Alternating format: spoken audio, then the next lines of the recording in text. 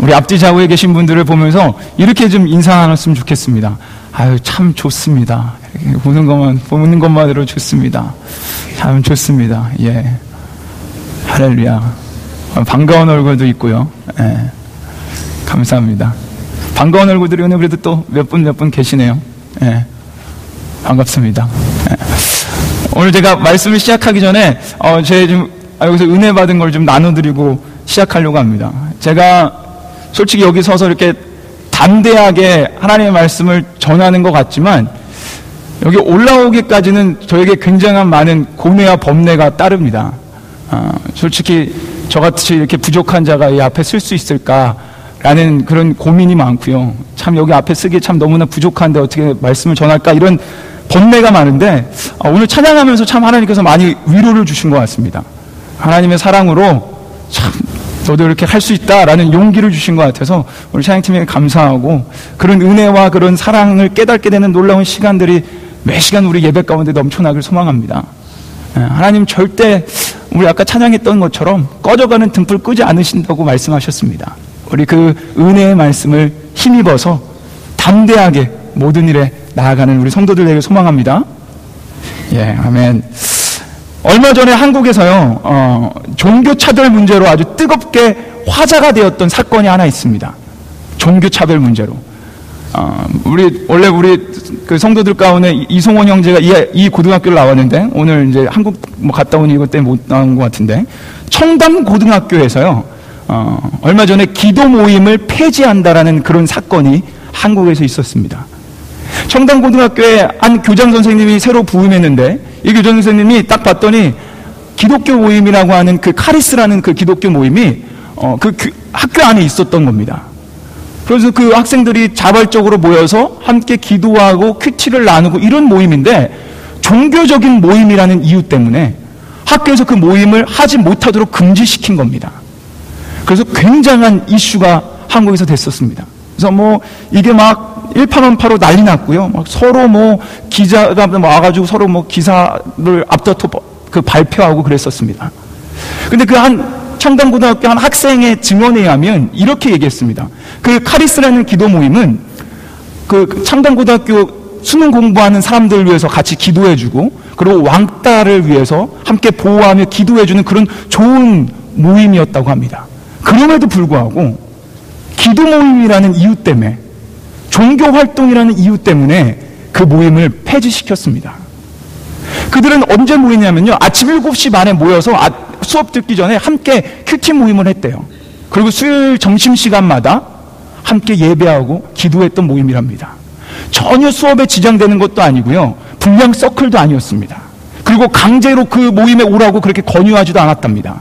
그럼에도 불구하고 그 교장은 폐지시켰습니다.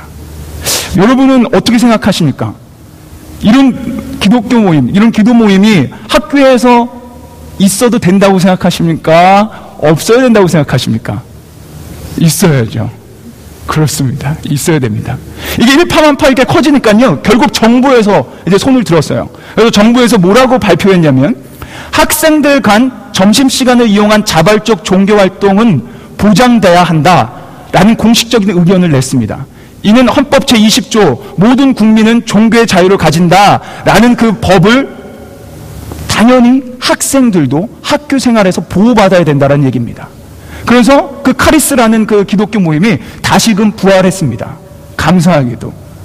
얼마나 감사한지 모릅니다. 근데도 참 재미난 사건이 아닐 수 없습니다. 그냥 기도 모임이라는 이유 때문에 폐지시켰습니다. 근데 이거는 비단 한국만의 문제는 아닙니다.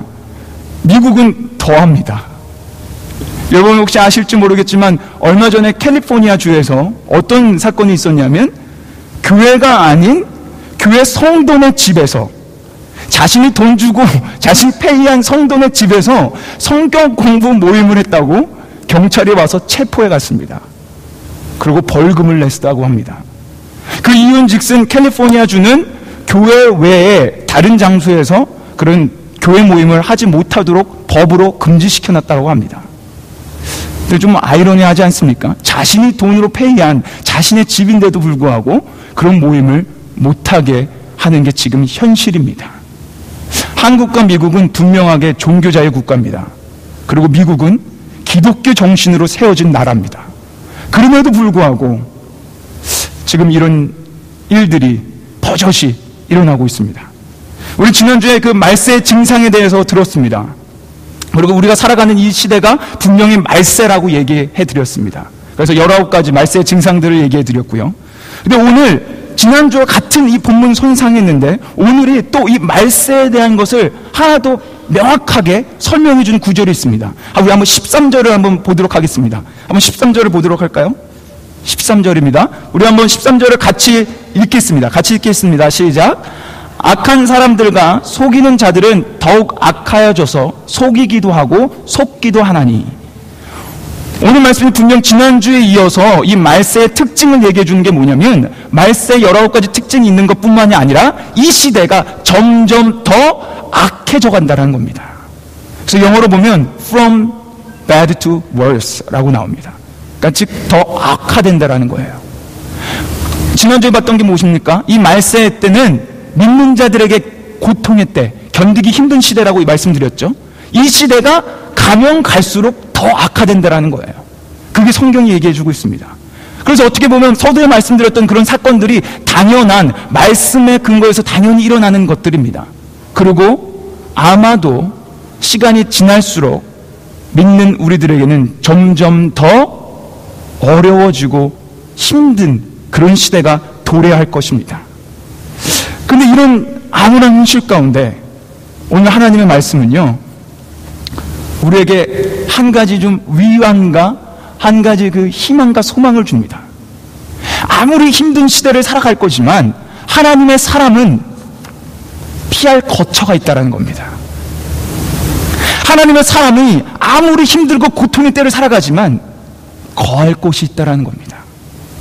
오늘 말씀을 통해서 우리가 하나님의 사람이지만 우리가 어디에 거해야 되고 우리가 그 피할 거처가 어딘지를 분명히 깨달아 알아서 그 은혜가 우리 가운데 넘쳐나길 소망합니다. 그래서 이 피할 곳에 거해서 우리 하나님의 그 놀라운 능력을 체험하길 소망합니다. 자, 우리 방금 읽었던 13절처럼요, 이 시대는 점점 악해져 간다고 얘기해 줍니다. 그리고 나서 14절에 완전히 상반되는 얘기를 합니다. 자, 이게 세상은 점점 악해질 거야. 그리고 나서 14절 초반절을 한번 보십시오. 초반에 뭐라고 나옵니까? 그러나 너는. 이 문구를 잘 기억하셔야 됩니다. 그러나 너는. 지금 사도 바울이 말세의 증상을 쫙 얘기해 줬습니다. 말세는 이렇게 될 거야, 이렇게 될 거야, 이렇게 될 거야 얘기하고 나서 바울이 하는 얘기는 그러나 너 하나님의 사람은 그 뒤에 뭐라고 얘기하냐면 하나님의 말씀에 거하라고 얘기합니다. 우리 한번 14절 한번 같이 읽어보도록 하겠습니다. 14절입니다. 우리 같이 읽겠습니다. 시작. 그러나 너는 배우고 확신한 일에 거하라. 내가 네게서 배운 것을 알며. 여기 본문이 확실히 보입니까? 배우고 확신한 일에 거하라. 즉 우리가 듣고 배우고 알게 된 그리고 믿게 된 그 확실한 하나님 말씀에 거하라는 겁니다. 그리고 나서 15절부터 거해야 되는 성경의 특성을 쫙 나열해주고 있습니다. 어떤 특성들이 있는지. 그런데 이 특성으로 넘어가기 전에 디모데가 무엇을 배웠는지 한번 그 앞절부터 한번 살펴봐야 됩니다. 자, 우리 지난주 기억하시죠? 1절부터 9절까지 쫙 이 말세의 증상들을 얘기했습니다. 그리고 나서 우리 오늘 10절을 한번 보세요. 그리고 나서 10절에 딱 뭐라고 얘기하냐면 여기 한글로는 나오지 않지만 영어로만 봐도 you however 또 나옵니다. 그러나 너는 헬라어로 수데라는 단어가 여기 분명히 나옵니다. 근데 한글 성경에는 그걸 빼먹었는데 그러나 너는 아무리 악해져가는 세상이 와도 내가 너에게 가르쳐줬던 그 확실한 하나님의 교훈, 하나님의 행실, 하나님의 하나님의 사랑, 하나님의 말씀 그런 것들에 거하고 그런 것들을 따라 살라라는 얘기입니다. 여러분 디모데는요 바울의 제자였습니다. 그래서 함께 거하면서 바울이 어떻게 복음을 전했는지, 어떻게 하나님을 믿고 따랐는지, 어떻게 하나님과 동행했는지를 직접적으로 봤습니다. 지금 그 얘기를 하고 있는 겁니다. 내가 아무리 박해가 있어도 두려워하지 않고 하나님 말씀 안에 거했던 거 기억하지. 내가 아무리 이 세상이 악해져도 이기적으로 변해도 내가 하나님 말씀대로 사랑하고 하나님 말씀대로 따라갔던 거 기억하지. 디모데야, 그러니 너는 그 말씀대로 말씀 안에 거해야 된다 라고 지금 10절부터 12절까지 설명해 주고 있습니다. 그렇게 말씀 안에 거했더니 이 12절에 뭐라고 합니까? 11절에 뭐라고 얘기합니까? 모든 환난에서 건짐을 받았다고 얘기합니다. 그러니까 너 이 모든 거 봤으니까, 그러나 너는 그 세상에 물들지 말고 하나님 말씀 안에 거해라 라는 게 지금 10절부터 14절까지의 바울의 이야기입니다. 지금 이 말씀 이해가 가십니까? 다시 한번 정리해서 말씀드리면, 아무리 악한 때가 와도 하나님의 사람은 거할 곳이 있다라는 것입니다. 아무리 이 세상이 박해가 있고 핍박이 있다고 해도 하나님의 사람은 거할 하나님의 말씀이 있다라는 것입니다. 그거를 바울은 몸소 보여줬고요, 그 몸소 보여준 걸 디모데에게 간증으로 지금 얘기하고 있는 겁니다. 그리고 디모데에게도 권면하고 있는 겁니다. 다 이렇게 모든 환난에서 건져줬던 그 하나님의 말씀, 그 말씀 안에 거하면 너도 모든 환난에서부터 건짐을 받을 거라는 그 약속의 말씀을 디모데에게 간증으로 지금 얘기해 주고 있습니다. 이 말씀이 마음에 와닿으십니까? 그리고 나서 15절에 너가 거해야 되는 그 말씀이 어떤 특징을 갖고 있는지, 그 특징에 대해서 15절부터 얘기해 주고 있습니다. 하나님의 말씀이 어떤 특징을 갖고 있는지. 우리 한번 15절을 한번 같이 읽어보도록 하겠습니다. 15절을 한번 우리 같이 한 목소리로 읽겠습니다. 시작.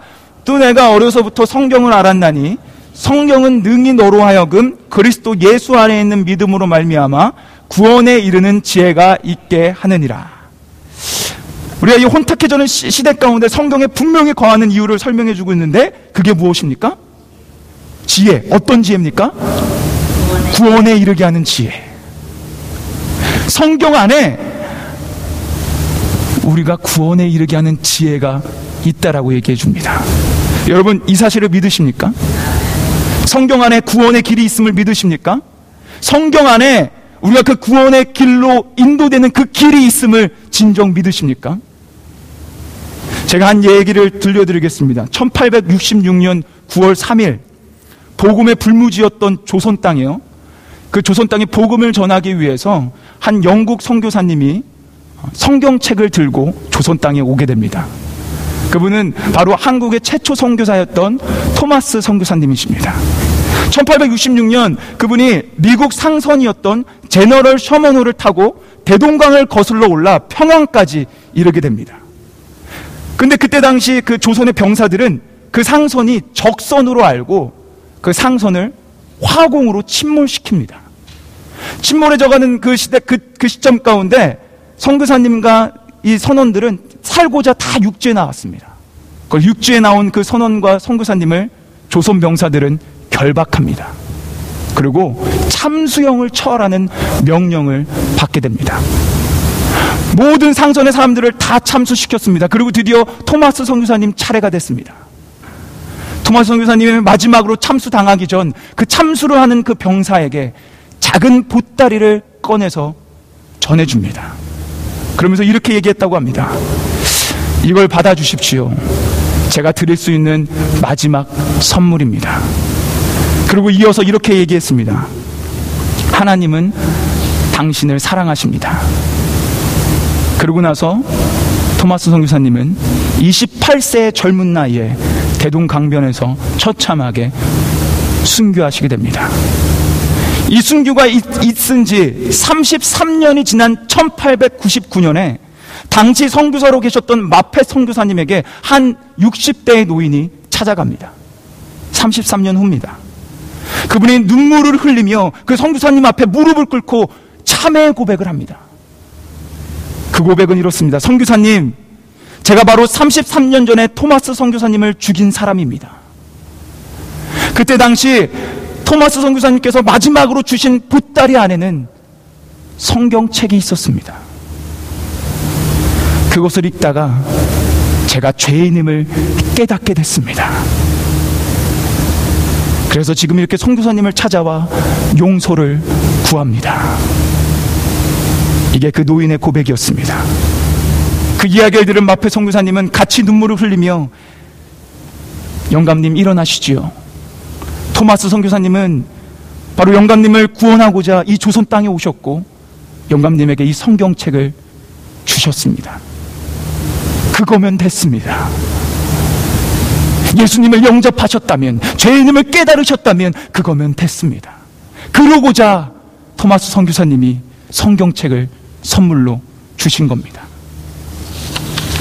여러분, 이야기는요, 동화가 아닙니다. 제가 만들어낸 이야기가 아닙니다. 이 이야기는 우리 초대교회에 있었던 실화입니다. 그 노인은요, 나중에 초대교회 장로가 된 박충건이라는 분이십니다. 여러분, 이처럼 하나님 말씀은요, 하나님 말씀, 이 성경은요, 우리를 구원의 길로 인도합니다. 성경 안에 분명히 기록되어져 있습니다.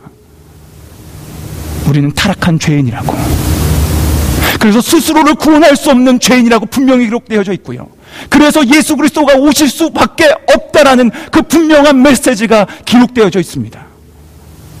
그래서 하나님이 우리를 너무나 사랑하셔서 독생자 예수 그리스도를 주셔서 우리를 누구든지 그를, 예수를 믿는 자마다 멸망치 않고 영생을 얻을 거라는 분명한 복음의 메시지가 기록되어져 있습니다. 그래서 누구든지 이 메시지를 듣는 사람, 보는 사람, 읽는 사람, 구원의 길로 인도될 수 있습니다. 누구든지 하나님의 말씀을 읽는, 내가 곧 길이요 진리요 생명이니 나로 말미암지 않고는 아버지께 갈 자가 없다라는 이 분명한 메시지를 듣는 사람, 그 구원의 길을 발견하게 됩니다. 그래서 여러분이 이 자리에 나오셨습니다. 여러분, 그게 하나님의 말씀입니다. 그런데 어떻게 이 성경책이 이런 능력을 가지고 있습니까? 어떻게 이 능력을 갖고 있는지 오늘 본문이 또 밝혀주고 있습니다. 우리 한번 16절을 한번 같이 읽어보겠습니다. 16절 한번 같이 읽겠습니다. 시작. 모든 성경은 하나님의 감동으로 된 것으로 교훈과 책망과 바르게 함과 의로 교육하기에 유익하니. 다시 한번 우리 16절 한번 같이 읽어보도록 하겠습니다. 같이 읽겠습니다. 시작. 모든 성경은 하나님의 감동으로 된 것으로 교훈과 책망과 바르게 함과 의로 교육하기에 유익하니. 지금 여기 성경이 무엇으로 되어 있다고 합니까? 하나님의 감동.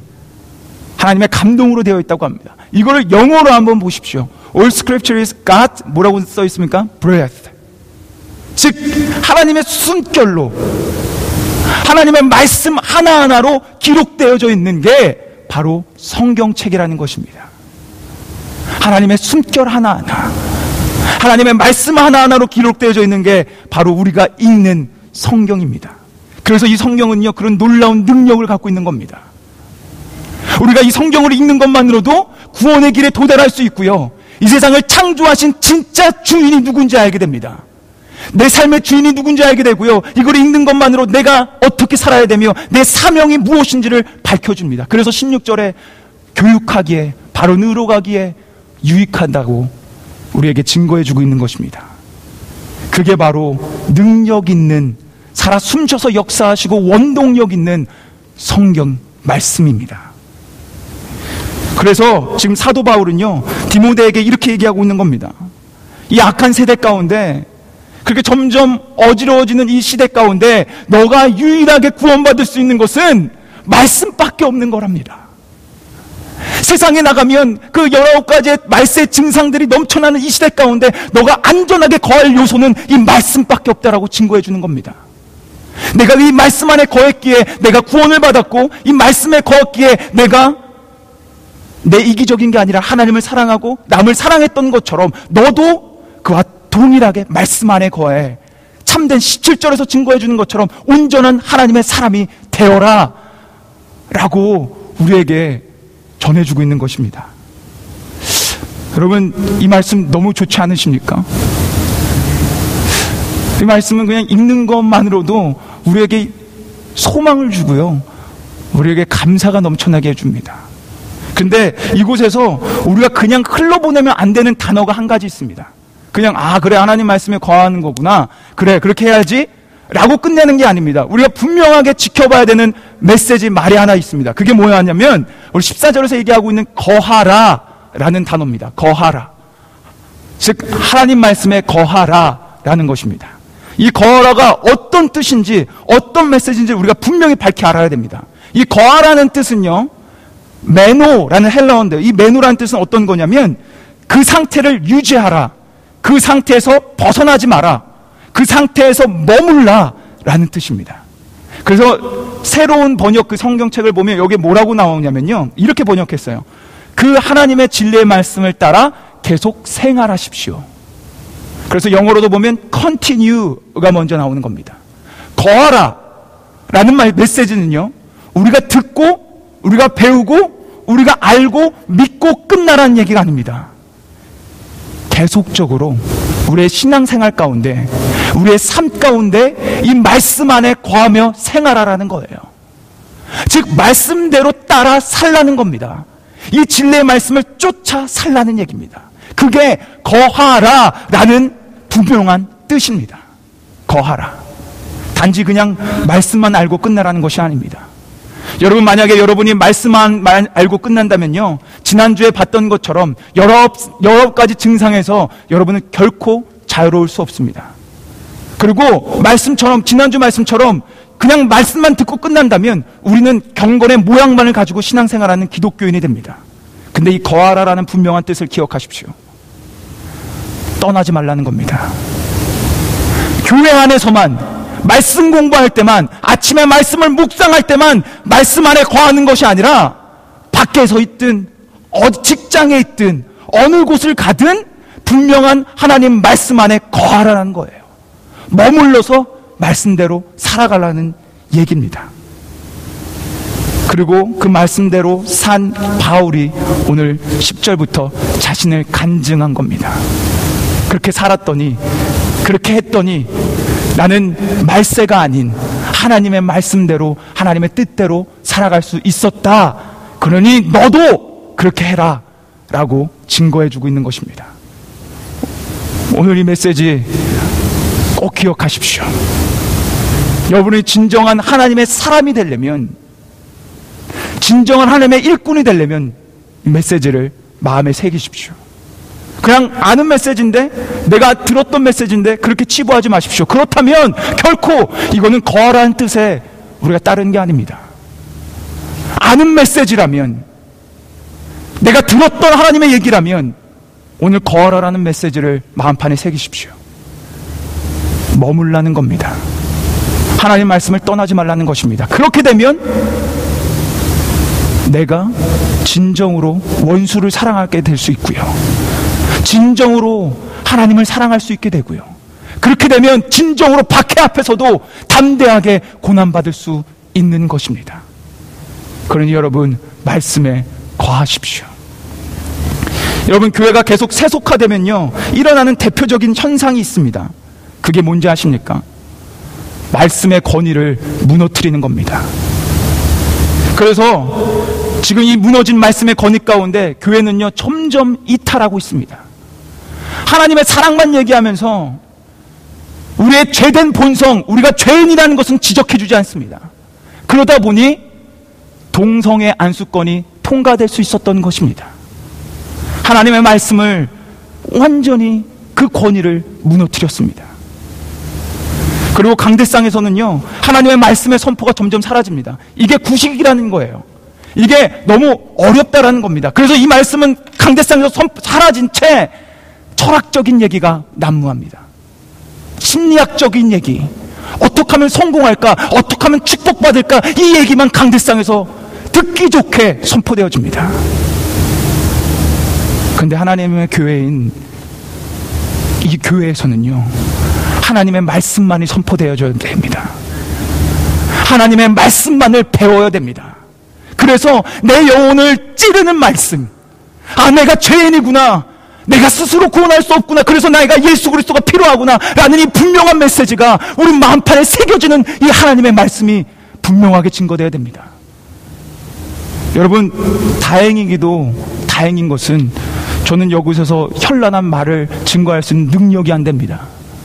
저는 부족한 자라서 어떤 그런 철학적인 얘기, 심리학적인 얘기 할 수 없습니다. 그래서 오직 제가 할 수 있는 건 하나님의 말씀밖에 전할 수 없습니다. 그러니 참 다행 아닙니까? 참 다행입니다. 여러분, 혹시 막 성공학적 이런 얘기 듣고 싶으면 강연장에 가십시오. 그곳에서 더 멋진 사람들이 좋은 얘기 해드릴 겁니다. 하나님의 말씀 들을 땐 가슴 찔리는 얘기가 있어야 됩니다. 하나님 말씀을 들을 땐 우리의 심령을 파고드는 화살촉 같은 메시지가 있어야 됩니다.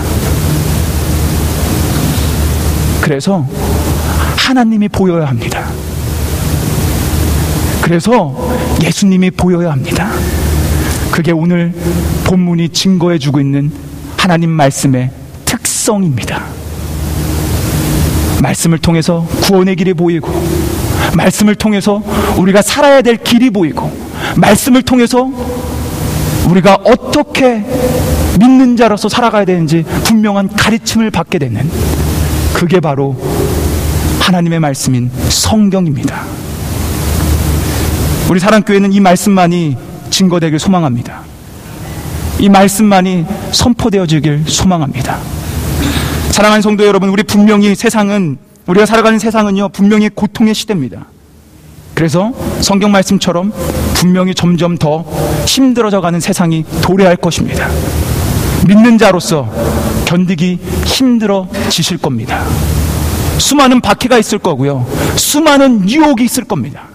하나님보다 돈을 더 사랑하게 되는 메시지, 하나님보다 쾌락을 더 사랑하게 되는 메시지, 내가 이기적으로 남을 비방하고 남을 험담하고 나만 더 바라보는 이 메시지와 그렇게 하라는 얘기들이 이제는 더더욱 우리를 유혹해 올 겁니다.